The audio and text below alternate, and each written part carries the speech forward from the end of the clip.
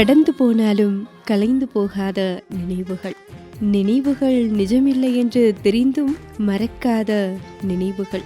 காலங்கள் கடந்தும் காலாவதியாகிவிடாத மருந்து நினைவுகள். 10 நிமிடமோ பல வருடமோ மறக்காத நெஞ்சம் நிறைக்கும் நினைவுகளுடன் பயணிக்க மறக்குமா நெஞ்சம்?